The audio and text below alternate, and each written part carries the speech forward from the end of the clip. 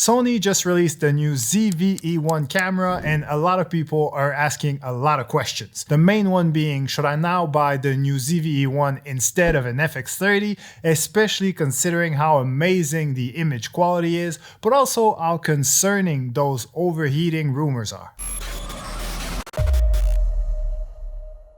Hey guys, my name is E. I'm a professional sports videographer, and today I want to talk about the Sony ZV-E1. Mainly figure out how good it is at filming sports, because according to most Sony camera power rankings, it's supposed to be better than a Sony FX30, but not quite as good as a Sony FX3. Although by the end of this video, hopefully you'll agree with me that as far as sports videography is concerned, the ZV-E1 should actually be rated below the FX30. First thing first, let's start by giving the Sony ZV-E1 its flowers because it does have the same full frame sensor and the exact same image quality as the Sony FX3 and the A7S III.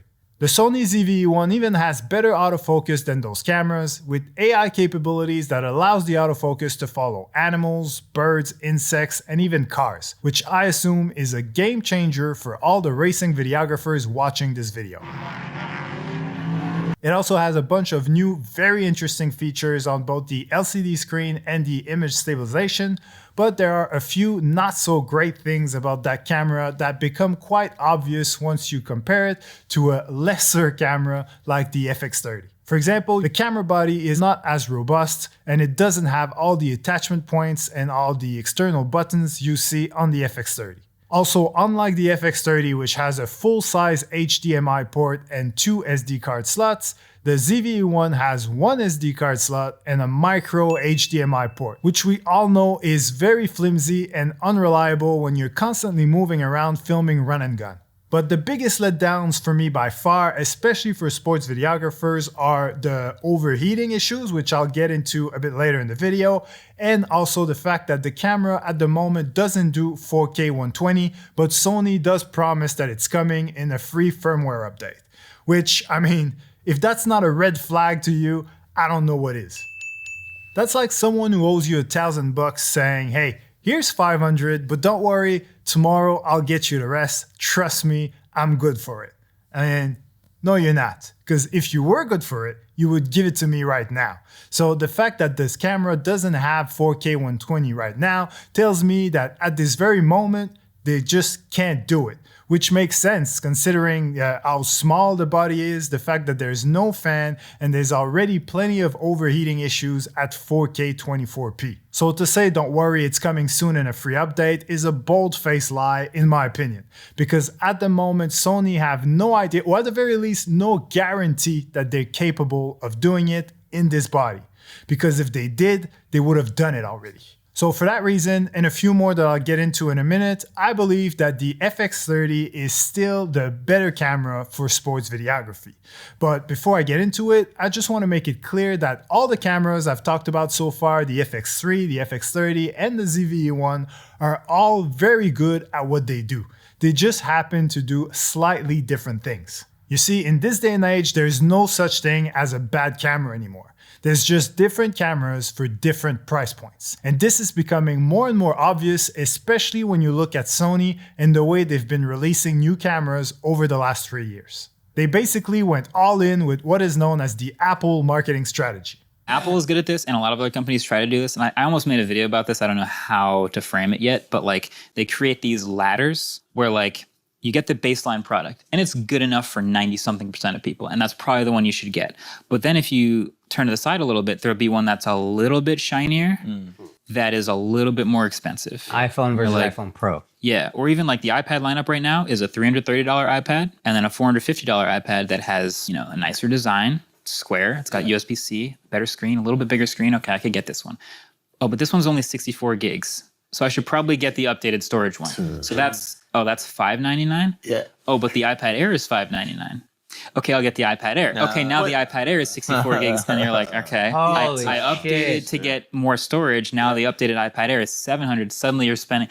So they just slowly walk you up the ladder. It's one at a time. It's like soda and popcorn at the movies. So basically, I believe that Sony is doing the exact same thing. Best case scenario for them, you end up buying a camera that is slightly better and more expensive than the one you actually need.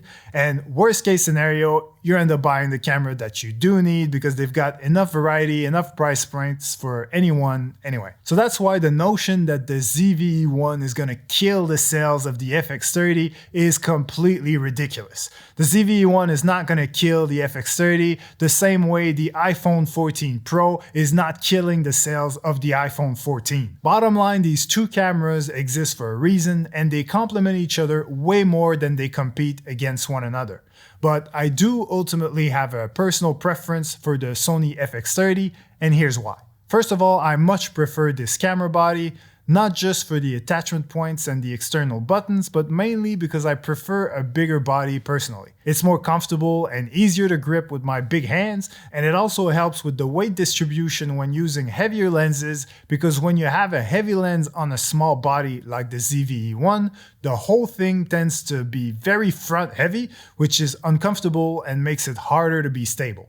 The full-size HDMI port on the FX30 is also a big plus for me because I like to use a field monitor and I don't want to deal with a flimsy micro HDMI connection that keeps cutting in and out every time I move. Also, if you regularly watch my videos, you know I love to use XLR microphones, so obviously the audio handle of the FX30 is a must for me. And if you don't regularly watch my videos, then you should definitely subscribe to my channel right now if you like this one so far. Otherwise, 2 SD card slots is always better than one, and $400 cheaper is nothing to sneeze at.